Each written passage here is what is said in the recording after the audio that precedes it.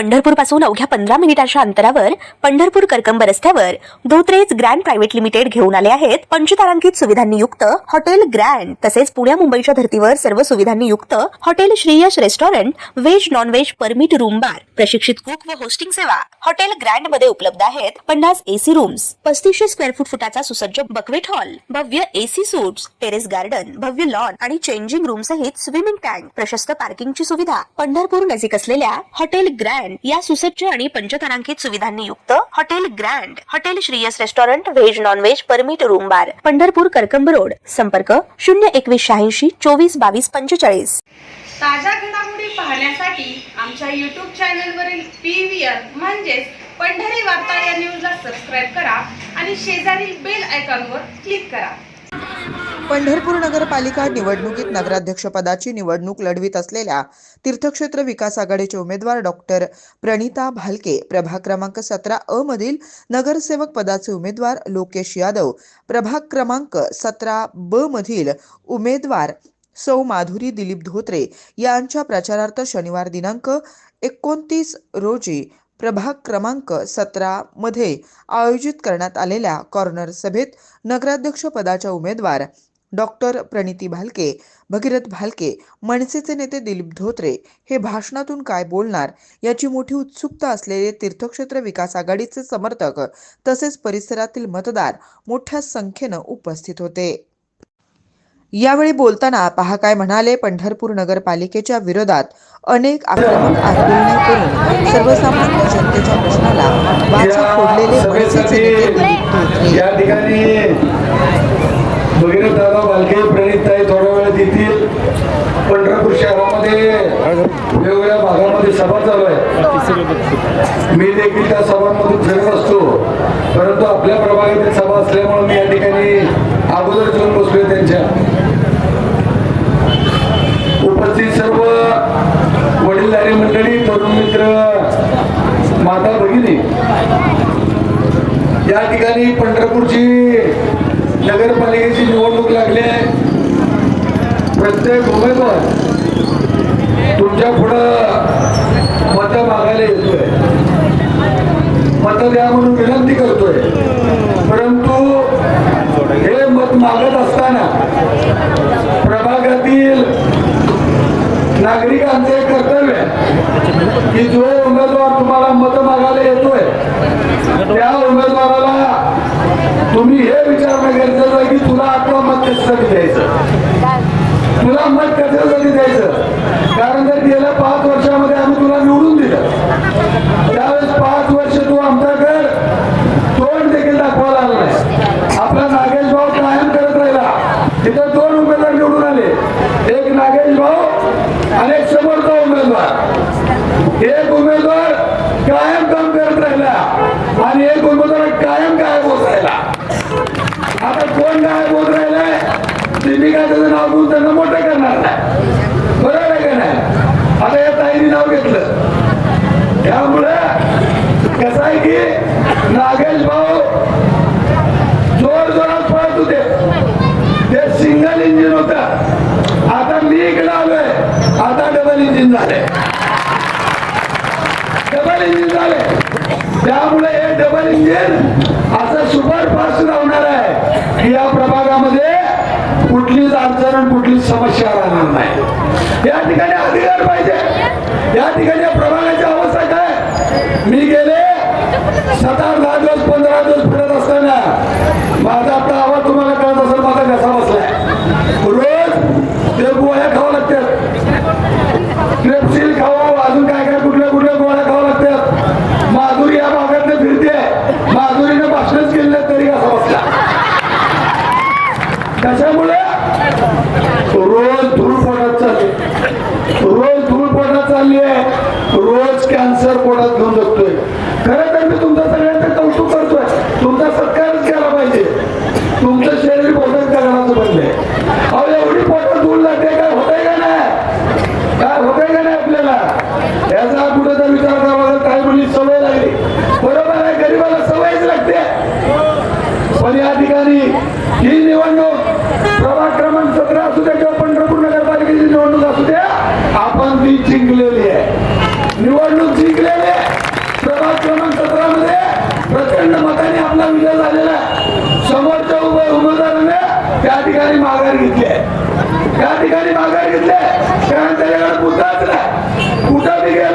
की माझी माता बघितली पिवळं पाणी त्या तोंडासमोर बाटली दाखवते चल जा म्हणते चल जा म्हणते. त्यामुळे मतं मागायला देखील लाज वाटली पाहिजे. अरे बाबा जर तुम्ही काम केलं असतं तर तुम्हाला यांच्याकडे मतं मागायला यावं लागली असती. कामच करायचं नाही. आणि आता मग काय करायचं? आता आपण निवडणुकीत हरणार आहे. प्रभाग क्रमांक 17 मध्ये रिक्षा रिक्षा रिक्षा प्रत्येक गल्ली घराघरात चौकामध्ये अख्या पंढरपूर शहरामध्ये कुठं बी जावा मतदान कशाला करणार आहे? माझ्या आई बहीण मध्ये रिक्षाला, माझा वडीलधारी म्हणताय, तरुण मित्र म्हणताय, व्यापारी वर्ग म्हणताय, कुठल्याही लोकांना विचारा समाजाच्या घटकाला तोंडात एकच आहे रिक्षा. त्यामुळं रिक्षा निश्चितपणे निवडून येणार आहे. त्यामुळे आपल्या प्रभाग क्रमांक 17चा जो समोरचा उमेदवार आहे माधुरी धोत्रेंच्या विरोधातला उमेदवार तो या ठिकाणी आता हरलाय. मग आता काय करायचं? पूर्वी कसं असायचं काय तर अफवा पसरवायची, गैरसमज पसरवायचा आणि मग आपलं काय पुढी भासती का ती बघायची. मग त्या उमेदवारांनी चालू काय केलंय? माझ्याबद्दल गैरसमज पसरवायला चालू केलाय. काय कसं गैरसमज पसरवायला चालू केलाय? अरे बाबा आता जर ही निवडून आला तर 25 वर्ष हलणार नाही. अरे बाबा माझा काय प्रपंच नगरसेवक पदावर नाही, माझं पोट तर पण भरलंय. मला काय तुझ्यासारखी भिकार पाण्याची सवय नाही. मला काय कुठलं काम घेऊन दलाली खायची नाही. किंवा ते ड्रेनेजचं काम घ्यायचं दलाली खायची, रस्त्याचं काम घ्यायचं दलाली खायची. मला काय तसलं काय करायचं नाही. मला लोकांची सेवा करायची आहे. आणि त्या अर्थी त्यांनी 25 वर्ष हालत नाही म्हणते त्या अर्थ आपला विषय पक्का झाला. कारण तो स्वतः म्हणत नाही हरलेला. पण त्याच्या माहितीसाठी सांगतो आणि त्या सगळ्यांच्या माहितीवर सांगतो की मी पुढची निवडणूक लढवणार नाही, मी हापापलेला नाही. कारण या प्रभागातील जे तरुण पोरं या प्रभागासाठी काम करतील, विकासासाठी काम करतील, त्या सगळ्यापैकी कुणाला तर पुढच्या 5 वर्षाला आपण संधी देऊ. मी त्याच्या पाठीमागे उभारतो आणि त्याला मी निवडून आणतो. मग त्याच्या पाठीमागे मी तन मन धारण उभारतो. कारण मला नगरसेवक असं काय पद का ताम्रपट नाही. मी का उभारलो तर आपल्या विठ्ठल परिवार तुम्हाला माहित आहे. स्वर्गीय वालतुंबरण्णा पाटील, भारत नाना बालके, वसंतदादा काळे, यशवंतराव पाटील यांनी या विठ्ठल परिवाराची निर्मिती केली. हे काय विचाराचा विठ्ठल परिवार होता. कालांतरानं सगळ्यांची मुलं राजकारणात आली. भांड्याला भांडण लागते, भावाभावात भांडण असते, थोडं एकमेकाचे थोडं जुळेना. म्हणून गेले 4-5 महिने झालं मी सगळी विठ्ठल परिवारातली ताकद परत एकजूट करण्यासाठी मग ते दादा भालके असतील, अभिजित पाटील असतील, अनिल दादा सावंत असतील, वसंतनाना देशमुख असतील, नागेश काका भोसले असतील, युवराज पाटील असतील, गणेश पाटील असतील, या सगळ्या लोकांना या ठिकाणी एकजूट करण्याचं काम मी केलंय. आणि अख्ख्या पंढरपूरला माहित आहे, पंढरपूर तालुक्याला माहित आहे. आणि या सगळ्यांना एकजूट केल्यामुळं विरोधकांच्या पायाखालची त्या ठिकाणी वाळू सरली. आणि म्हणून मग त्यावेळेस हे सगळे एकजूट करत असताना या सगळ्या नेते मंडळींनी मला सांगितलं की बापू आपल्याला नगरपालिकेमध्ये परिवर्तन करायचं आहे, गोरगरिबाची सेवा करायची आहे, लोकांचा विकास करायचा आहे, तुम्हाला या निवडणुकीत सोडावं लागतं. आणि मी म्हटलं बाबा मी आमदारकीची निवडणूक लढवली, मी आता नगरसेवक पदाची कशाला लढवू. तर त्या सगळ्यांनी मला विनंती केली की नाही बापू एवढ्यावर ही निवडणूक तुम्हाला लढवायला लागेल. कारण तुमच्यासारखी लोक जर नगरपालिकेत गेली तर आपल्या सगळ्या गोरगरिबांना न्याय मिळेल. म्हणून मी पेंढर ही निवडणूक लढवतोय. मला काय नगरसेवकही नाही. त्यामुळे समोरच्या उमेदवारांनी लक्षात घ्यायचं आहे बाबा पुढच्या पंचवार्षिकला मी तुझ्यासारखं असं लोचमुख सारखं चिटकून बसणार नाही, मलाच पाहिजे म्हणणार नाही. मी नवीन पोराला संधी देणार आहे. दुसरं मग त्यांनी आता काय चालू केलं की बाबा आपला जे उमेदवार आहे माधुरी धोत्रे तुझ्या पोषले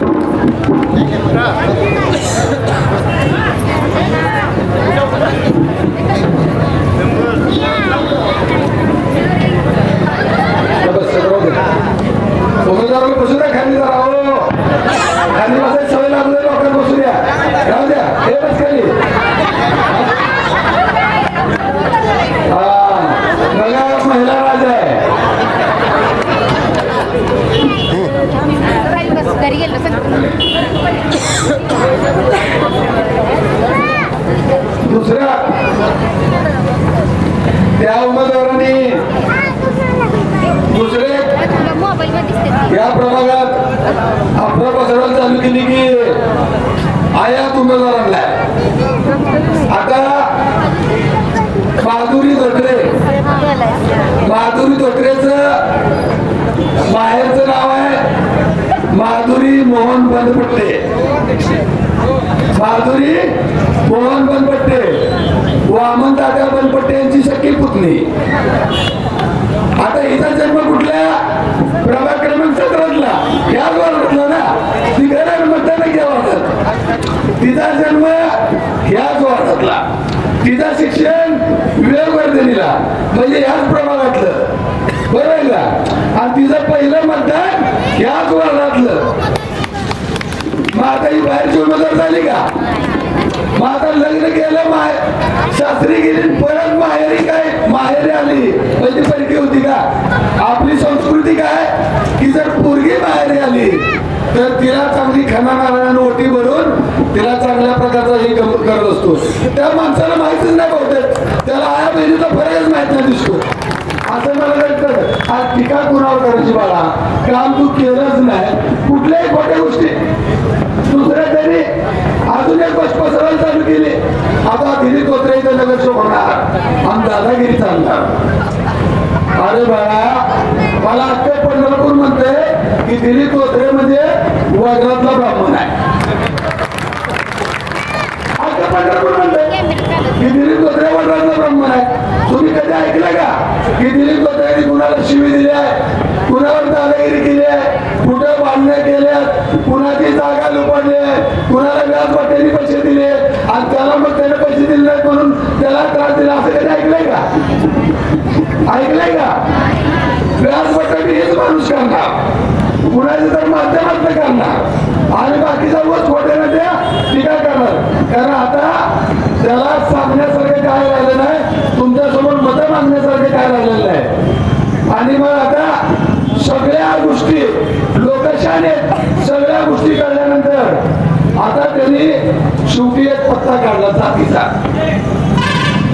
मग जातीयवाद. पंढरपूरची नगरी संतांची नगरी आहे. दक्षिण काशी आहे. आतापर्यंत पंढरपूरमध्ये कधी जातीवाद झालेलं नाही. कधीच जातीचं राजकारण झालं नाही. आपल्या पंढरपूर शहरामध्ये जातीपातीचं कधी राजकारण झालं नाही.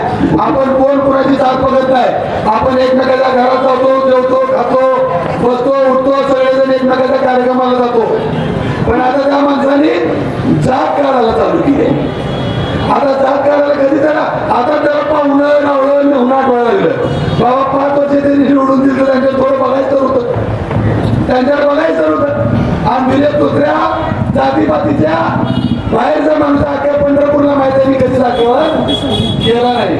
त्यामुळं या ठिकाणी मी तुम्हाला एकच सांगतो. वेळ खूप कमी आहे. 10 वाजता प्रचाराची सांगता होणार आहे. बोलण्यासारखं भरपूर आहे. पण मी तुम्हाला एवढं सांगतो की दिलीप धोत्रे कोण आहे. कोरोनामध्ये या पंढरपुरातल्या काही माणसाला मी उपाशी कुठे झोपू दिलं नाही. प्रत्येक ठिकाणी मी मदत केलेली आहे. हा माझा इतिहास आहे. दिलीप धोत्रे कोण आहे. ज्यावेळेस माझ्या माता भगिनीवर कोरोनाच्या काळामध्ये ज्यावेळेस बचत गटाची लोक अन्याय करत होती, मायक्रो फायनान्सची लोक अन्याय करत होती, त्यावेळेस आज दिलीप धोत्रेंनी 10,000 बायकांचा मोर्चा काढला आणि त्या बचत गटाला मी पळवून लावलं होतं. तोही दिलीप धोत्रे आहे. दिलीप धोत्रे कोण आहे. ज्यावेळेस गोरगरिबांना कोरोनाच्या काळामध्ये दवाखान्यात ऍडमिट करून घेतलं जात नव्हतं, त्यावेळेस या दिलीप धोत्रेंनी स्वतःचा दवाखाना चालू करून गोरगरीब लोकांची सेवा केली होती. ती दिलीप धोत्रे आहे. दिलीप धोत्रे कोण आहे. ज्यावेळेस 2 वर्षापूर्वी अख्ख्या पंढरपुरात खड्डे पडले होते त्यावेळेस स्वतःच्या पैशानं सगळे पंढरपुरातले खड्डे कॉन्क्रिटीकरण करणारा हा दिलीप धोत्रे. दिलीप धोत्रे कोण आहे. शेजारच्या गोपाळपूरची स्मशानभूमी त्या ठिकाणी अतिशय दुरावस्था झाली होती. त्या सगळ्या स्मशानभूमीचं माझ्या स्वखर्चातनं दुरुस्त करून देण्याचं काम मी केलेलं आहे. दिलीप धोत्रे कोण आहे. मुस्लिम कब्रस्तानमध्ये मी माझ्या स्वतःच्या पैशाने त्या ठिकाणी रस्ता करून दिलाय. मुस्लिम वरची जी मंगल कार्यालय आहे त्या ठिकाणी फ्लोरिंगचं काम माझ्या स्वतःच्या पैशाने करून दिलेलं आहे. मी करून दाखवलंय, करणार आहे म्हणलेलं नाही. मी हे सगळं करून दाखवले. पंढरपूरच्या सगळ्या लोकांना माहित आहे. एखाद्या गरीब मुलीचे ऍडमिशन असेल, लग्नाचं काम असेल, कुणाचा दवाखाना असेल तर दिलीप धोत्रेचं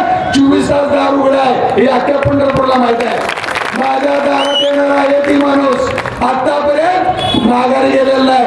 ही दिलीप तोत्राचा इतिहास आहे. बाळा माझा नको नाक करू. तू लगेच साधं वाढतलं काम करू शकत नाही. तो आमची माप घालत निघाला. सगळं काही चर्चा करण्यासारखं काय नाही. आता विषय संपलेला आहे. या ठिकाणी प्रणिता आली आहे. मी नगराध्यक्ष पदाचे उमेदवार म्हणणार नाही की आपली नगराध्यक्ष झालेली आहे. लीड फक्त लीड बांधायचा. सरकारी आकडा 15,000पेक्षा जास्त निवडून आलेला आहे. किती सरकारी आकडा सांगतोय ही प्रणिता आहे 15,000पेक्षा जास्त निवडून आले. जर तुमच्या घरातले कोण सुशिक्षित आणि गव्हर्नमेंट सर्वंट असतील तर जरा सरकारी आकडा बघा. 15,000पेक्षा जास्त. आपल्याला 25,000 गाठतात का बघायचा. त्यामुळे येणाऱ्या काळामध्ये तुम्हाला कुठलीच अडचण येणार नाही.